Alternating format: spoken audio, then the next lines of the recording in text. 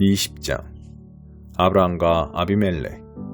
아브라함은 그곳에서 남쪽 네겝 지역으로 이주하여 가데스와 수르 사이에 정착했다. 아브라함은 그랄에서 장막 생활을 하던 때에 자기 아내 사라를 가리켜 이 여인은 나의 누이요 라고 했다. 그랄 왕 아비멜렉이 사람을 보내어 사라를 데려갔다. 그러나 하나님께서 그날 밤 아비멜렉의 꿈에 나타나셔서 말씀하셨다. 너는 이제 죽은 목숨이다. 내가 데려온 여인은 남편이 있는 여인이다. 아비멜렉은 아직 그녀와 잠자리를 같이 하지 않았고 그녀에게 손도 대지 않았다. 그가 말했다. 주님, 죄 없는 사람을 죽이시렵니까? 아브라함이 제게 이 여인은 나의 누이요 라고 했고 그녀도 아브라함을 가리켜 그는 나의 오라버니입니다 라고 하지 않았습니까? 제가 이 일에서 무슨 잘못을 저질렀는지 모르겠습니다. 하나님께서 꿈에 그에게 말씀하셨다. 내가 다른 뜻이 없다는 것을 잘 안다. 그래서 내가 내게 죄를 짓지 않도록 내가 막은 것이다. 너를 막아 그녀와 잠자리를 같이 하지 못하게 한 것이다. 그러니 이제 그 여인을 남편에게 돌려보내라. 그는 예언자니 그가 너와 내 목숨을 위해 기도해 줄 것이다. 그 여인을 돌려보내지 않으면 너와 내 집안의 모든 사람이 반드시 죽을 것이다. 아비멜렉은 이튿날 아침 일찍 일어나 집안의 모든 종을 한자리에 불러 모으고 자초지종을 말했다. 그 자리에 모인 모든 사람이 큰 충격을 받았다. 아비멜렉이 아브라함을 불러들여 말했다. 우리에게 무슨 일을 한 것이오? 내가 그대에게 무슨 잘못을 했기에 나와 내 나라에 이토록 엄청난 죄를 끌어들인 것이오? 그대가 내게 한 일은 결코 해서는 안 될 일이었소. 아비멜렉이 계속해서 아브라함에게 말했다. 도대체 무슨 생각으로 이 같은 일을 벌인 것이오? 아브라함이 말했다. 이곳에서 하나님을 두려워하는 마음이 없어서 사람들이 나를 죽이고 내 아내를 빼앗을 것이라고 생각했기 때문입니다. 사실을 말씀드리면 아내는 내 이복누이입니다. 그녀와 나는 아버지는 같고 어머니가 다를 뿐입니다. 하나님께서 나로 하여금 내 아버지의 집을 떠나 나그네로 떠돌게 하셨을 때 내가 아내에게 말하기를 부탁이 있소. 우리가 어디로 가든지 사람들에게 내가 당신의 오라버니라고 말해주시오 하고 말했습니다.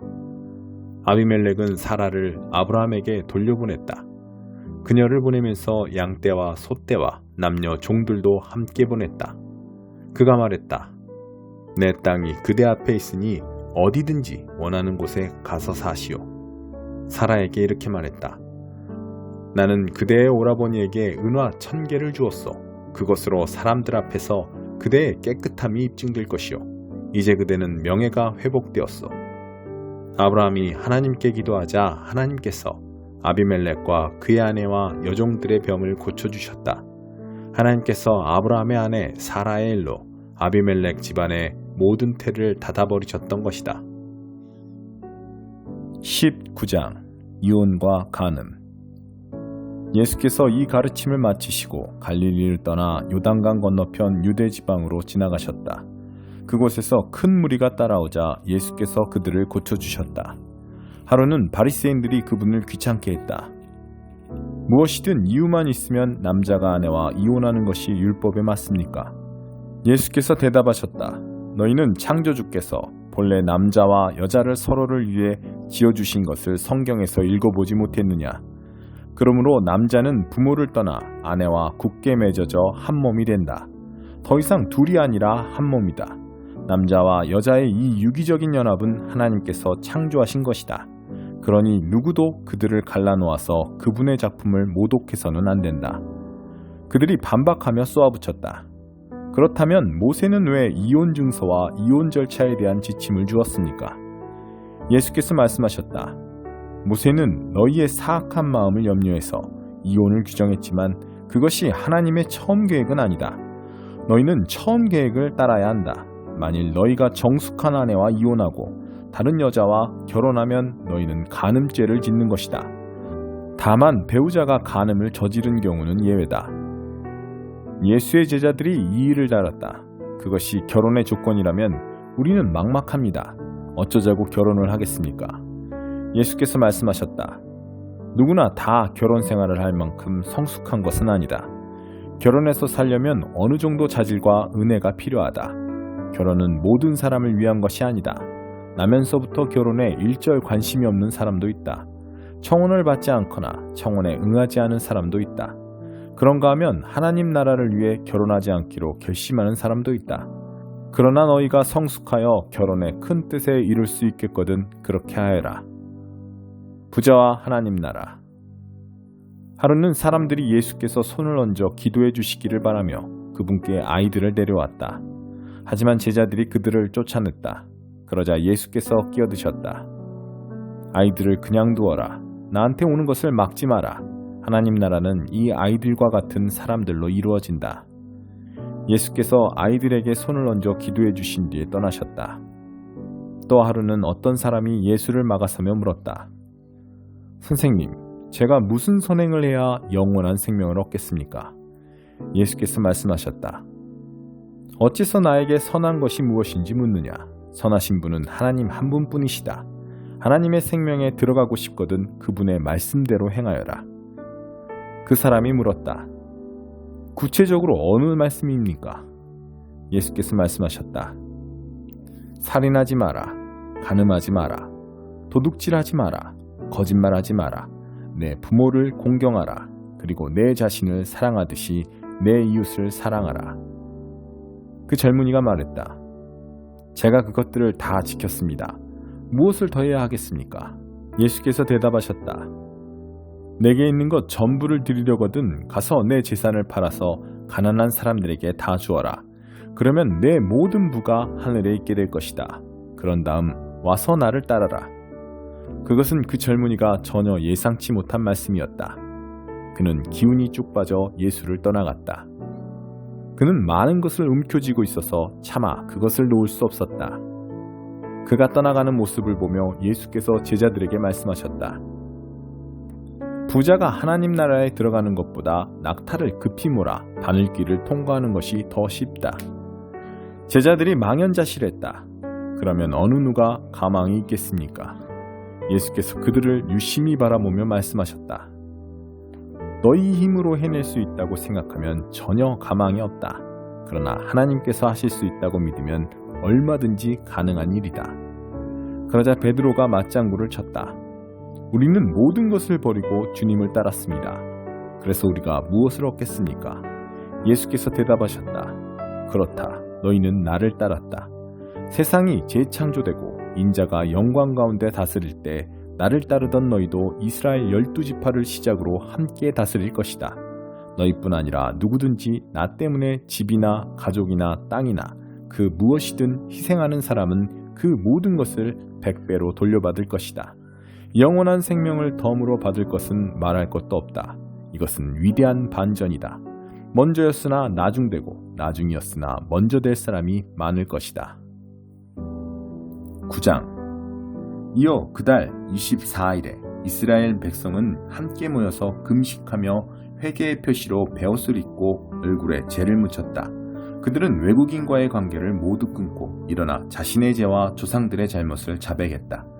그렇게 자리에 선 채로 반나절 동안 그들 하나님의 계시의 책을 낭독했다. 또 반나절 동안은 죄를 자백하며 하나님을 예배했다. 여러 레위인 예수와 바니, 간미엘, 스바냐, 분니, 세레랴, 바니, 그나니 이 연단에 서서 그들의 하나님께 큰 소리로 부르짖었다. 레위인인 예수와 간미엘, 바니, 하삼니아, 세레랴, 호디야, 스바냐, 부다이아가 외쳤다. 일어나 우리 하나님을 영원토록 찬양합시다. 그 무엇으로도 기릴 수 없는 주의 영화로우신 이름을 찬양합니다. 오직 주님만이 홀로 하나님이십니다. 주께서는 하늘과 하늘의 하늘과 모든 천사를 지으셨습니다. 땅과 그 위의 모든 것, 바다와 그 속의 모든 것을 주께서 살게 하시니 하늘의 천사들이 주를 경배합니다. 주께서 곧 하나님이시니 아브라함을 택하셔서 갈대아 우르에서 이끌어내시고 그 이름을 아브라함으로 고친 분이십니다. 주께 한결같은 그 마음의 진실함을 보시고 주께서 그와 언약을 맺으셨습니다. 가나안 사람, 헷 사람, 아모리 사람, 브리스 사람, 여부스 사람, 기르가스 사람의 땅을 그의 후손에게 주시겠다는 언약, 의로우신 주께서는 그 약속을 지키셨습니다. 주께서는 이집트에서 우리의 조상의 고통을 보셨습니다. 홍해에서 그들의 부르짖음을 들으셨습니다. 이적과 기적으로 바로와 그 신하들, 그 땅 백성을 놀라게 하셨습니다. 주의 백성을 괴롭히는 그들의 교만을 아셨고 오늘까지 이어지는 명성을 친히 얻으셨습니다. 주께서는 우리 조상 앞에서 바다를 가르시고 그들이 발에 물 한 방울 묻히지 않고 건너게 하셨습니다. 주께서 그 추격자들을 깊은 데에 던지시사 그들이 풍랑이는 바다에 돌처럼 가라앉았습니다. 낮에는 구름 기둥으로 밤에는 불 기둥으로 인도하시고 그들이 인도할 길을 주께서 보이셨습니다. 시내산에 친히 내려오셔서 하늘에서 그들에게 말씀하셨습니다. 올바르게 사는 길의 지침, 참된 가르침, 온전한 계명과 명령을 주셨습니다. 주께서는 주의 거룩한 안식일을 그들에게 새롭게 알려주셨습니다. 주의 종 모세를 통해 명령과 계명과 지침을 주셨습니다. 그들이 배고플 때 하늘에서 빵을 내리시고 목마를 때 바위에서 물을 내보내셨으며 주기로 약속하신 땅에 들어가 그것을 취하라고 그들에게 명령하셨습니다. 그러나 우리 조상은 교만했습니다. 고집스레 주의 명령에 순종하지 않았습니다. 그들은 귀 기울이지 않았고 주께서 그들을 위해 행하신 기적들을 기억하지 않았습니다. 그들은 완고해져 종으로 살던 이집트로 다시 돌아갈 생각까지 했습니다.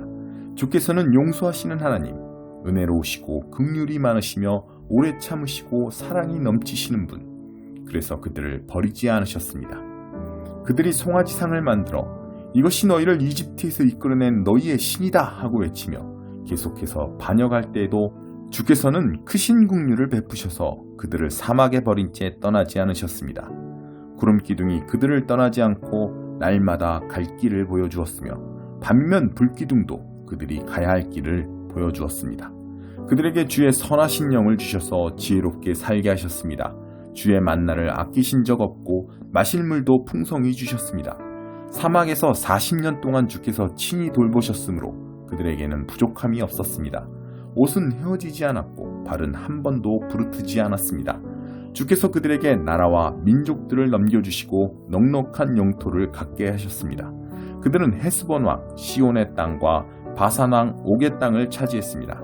주께서는 밤하늘의 뭇별처럼 그들의 자손이 많아지게 하셨습니다. 그리고 그들을 조상에게 약속하신 땅으로 인도해 마침내 그곳을 차지하게 하셨습니다. 그곳에 들어간 그들이 그 땅에 정착했습니다. 주께서는 거기 살던 가나안 사람들을 그들 앞에 무릎 꿇게 하셨습니다. 그 땅과 왕과 민족들을 주셔서 그들의 뜻대로 처리하게 하셨습니다. 그들은 강한 성읍과 비옥한 밭을 취하고 잘 갖추어진 집과 무릉덩이, 포도원, 올리브 과수원, 무성하고 광활한 과수원을 차지했습니다. 그들은 그 땅에 기름진 것을 마음껏 먹고 배불렀으며 주께서 풍성하게 베푸신 복을 한껏 누렸습니다. 그러다 그들은 주께 불순종하고 반역했습니다. 주의 율법을 버리고 주의 예언자들, 그들을 주의 곁으로 되돌리려 한 바로 그 예언자들을 죽였습니다. 시간이 갈수록 그들의 사정은 더 나빠졌습니다.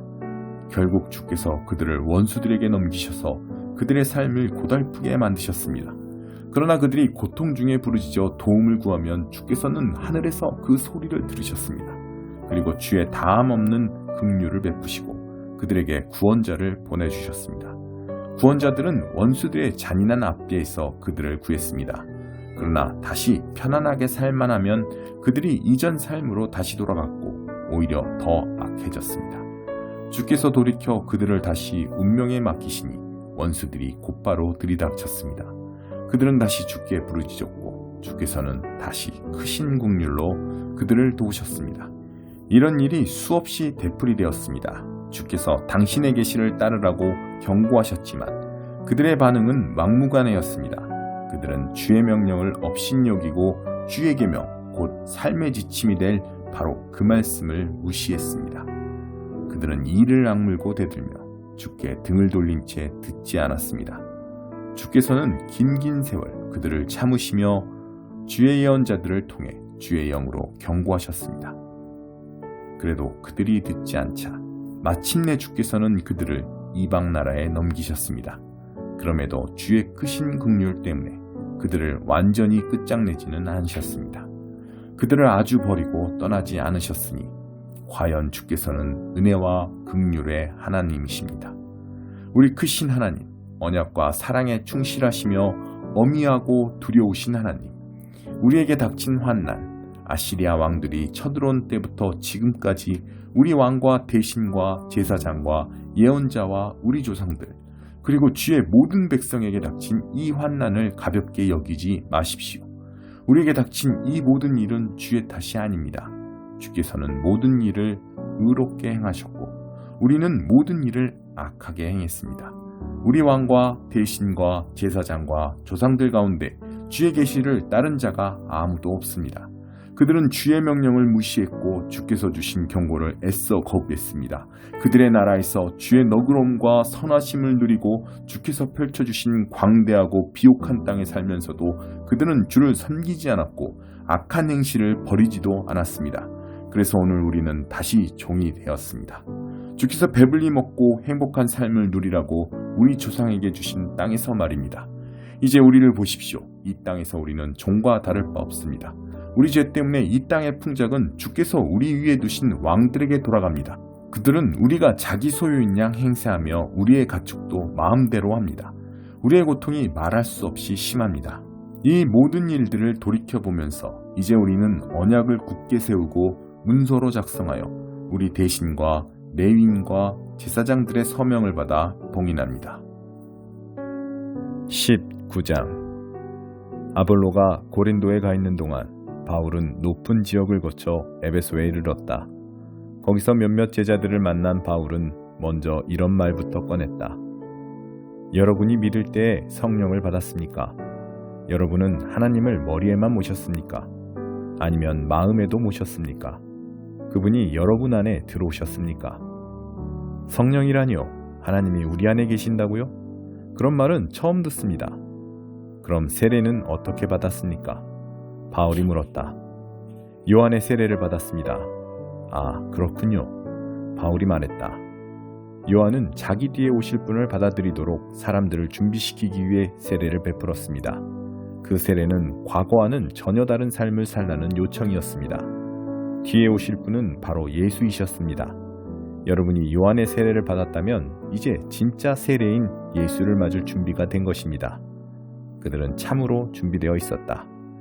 그 말을 듣자마자 그들은 주 예수의 이름으로 세례를 받았다. 바울이 그들의 머리에 손을 얹자 성령께서 그들 안으로 들어오셨다. 그때부터 그들은 방언으로 하나님을 찬송하고 하나님께서 하신 일들을 이야기했다. 그날 거기 있던 사람들은 모두 12명 정도였다. 그 후 바울은 곧바로 회당으로 갔다. 그는 석 달 동안 자유로이 회당에 드나들며 최선을 다해 하나님 나라의 일을 생생하고 설득력 있게 제시했다. 그러나 그때 그들 가운데 일부가 그리스도인의 생활 방식에 대해 악한 소문을 퍼뜨리는 바람에 회중 사이에 저항이 생기기 시작했다. 바울은 제자들을 데리고 그곳을 떠나 두란노 학교를 열고 날마다 거기서 강론했다. 그는 2년 동안 그 일을 하면서 아시아에 있는 모든 사람, 유대인뿐 아니라 그리스 사람들까지 주의 메시지를 들을 수 있도록 충분한 기회를 주었다. 난데없이 나타난 마술사들. 하나님께서 바울을 통해 강력하고도 비상한 일들을 행하셨다. 그 소문이 퍼지자 사람들은 바울의 살에 닿았던 옷가지, 곧 손수건과 목도리 같은 것을 가져다가 병자들에게 대기 시작했다. 그것을 대기만 해도 병자들이 깨끗이 나았다. 귀신을 축출하며 떠돌아다니는 몇몇 유대인들이 마침 시내에 와 있었다. 그들은 그 모든 일이 바울의 술수련이 생각하고 그 일을 자기들도 한번 해보았다. 그들은 악한 귀신의 피해를 입은 사람들에게 주 예수의 이름을 대면서 말했다. 내가 바울이 전하는 예수로 너희에게 명한다. 유대인 대제사장인 스게바의 7 아들도 어떤 사람에게 그렇게 하려고 하자 악한 귀신들이 이렇게 대받았다. 내가 예수도 알고 바울도 들어보았지만 너희는 누구냐? 그때 귀신 들린 자가 포악해지더니 그들에게 뛰어올라 그들을 마구 때리고 옷을 찢었다. 그들은 옷이 벗겨진 채 피를 흘리면서 있는 힘을 다해 달아났다. 곧 이 일이 에베소 전역에 있는 유대인과 그리스 사람들에게 알려졌다. 이 일의 배후와 중심에 하나님이 계시다는 인식이 퍼져나갔다. 바울에 대한 사람들의 호기심은 점차 주 예수를 높이는 마음으로 바뀌어갔다. 그렇게 믿게 된 많은 사람들이 자신의 정체를 밝히고 은밀히 행하던 마술에서 완전히 손을 뗐다. 온갖 종류의 마술사와 점쟁이들이 마술책과 주술책을 가지고 나타나서 그것들을 전부 불태워버렸다. 어떤 사람이 그 값을 계산해보니 은하 5만이나 되었다. 이제 에베소에서 주님의 말씀이 최고이자 대세인 것이 분명해졌다. 아데미 여신. 이 모든 일이 있고 나서 바울은 마케도니아와 아가야로 이동했다. 거기서 그는 예루살렘으로 갈 때가 되었다고 판단했다. 그는 이제 나는 로마로 갑니다. 내가 로마를 꼭 보아야겠습니다. 하고 말했다. 그는 자신의 조력자 가운데 디모데와 에라스도 두 사람을 마케도니아로 보내고 얼마 동안 아시아에 머물면서 남은 일을 마무리했다. 그러나 그가 떠나기 전에 이 돌을 두고 큰 소동이 벌어졌다. 데메드리오라 하는 은세공인이 아데미 여신의 신당을 제작하는 일을 했는데 사업이 번창하여 많은 장인을 두고 있었다. 그는 자신이 고용한 사람들과 그 외에 비슷한 일로 고용된 사람들을 모아놓고 말했다. 여러분도 잘 알다시피 우리는 이 사업으로 그럭저럭 먹고 살고 있습니다. 그런데 바울이라는 자가 끼어들어 손으로 만든 신 따위는 없다고 사람들에게 말하고 다녀 우리 일을 망치고 있습니다. 여기 에베소에서만 아니라 아시아 전역에서 많은 사람들이 그를 따르고 있습니다. 우리 사업만 무너질 위험에 처한 것이 아닙니다. 아데미의 영광스러운 명성도 흔적 없이 허물어질 지경입니다. 그렇게 되면 저 유명한 아데미 여신의 신전도 틀림없이 잔해더미가 되고 말 것입니다. 온 세상이 우리의 아데미를 숭배하고 있으니 이것은 단순히 한 지역만의 문제가 아닙니다.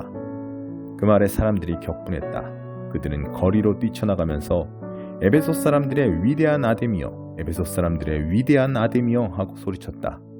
그들은 온 도시에 소동을 일으키며 경기장으로 우르르 몰려갔다. 가는 길에 바울의 동료 가운데 가이오와 아리스다고 두 사람도 잡아갔다. 바울도 경기장 안으로 들어가려고 했으나 제자들이 말렸다. 바울과 친분이 있던 그 도시의 유력한 종교 지도자들도 같은 생각이었다. 절대로 저 폭도 곁에 가까이 가서는 안 됩니다. 사람들이 저마다 이렇게 저렇게 소리치고 있었다. 그들 대부분은 지금 무슨 일이 벌어지고 있는지, 자기가 왜 거기 있는지도 모르고 있었다. 유대인들이 상황을 통제해 보려고 알렉산더를 앞으로 밀자 여러 파당들이 그를 자기네 편으로 끌어들이려고 아우성이었다. 그러나 그는 그들을 무시하고 엄숙한 손짓으로 폭도를 조용히 시켰다. 하지만 그가 입을 여는 순간에 유대인이라는 사실이 밝혀지자 그들은 소리를 질러 그의 말을 막아버렸다. 에베소 사람들의 위대한 아데미여, 에베소 사람들의 위대한 아데미여. 그들은 2시간이 넘도록 계속 소리쳤다. 마침내 에베소시의 서기가 폭도를 진정시키고 말했다. 시민 여러분, 우리의 사랑스러운 도시 에베소가 영광스러운 아데미와 하늘에서 직접 떨어진 신성한 석상을 지키는 도시인 것을 모르는 사람이 어디 있습니까? 이것은 부인할 수 없는 사실이니 여러분은 자중하십시오. 이런 행동은 아데미에게 어울리지 않는 행동입니다. 여러분이 여기로 끌고 온 이 사람들은 우리 신전이나 우리 여신에게 해를 끼친 것이 하나도 없습니다. 그러니 데메드리오와 장인조합은 민원이 있거든 법정에 가서 원하는 대로 고발하면 됩니다. 그 밖에 고충이 있거든 정기 시민회의에 상정해서 해결하도록 하십시오. 오늘 벌어진 일은 변명의 여지가 없습니다. 여러분은 지금 우리 도시를 심각한 위험에 빠뜨리고 있습니다. 로마가 폭도를 곱게 보지 않는다는 사실을 잊지 마십시오. 그렇게 말하고 그는 사람들을 집으로 돌려보냈다.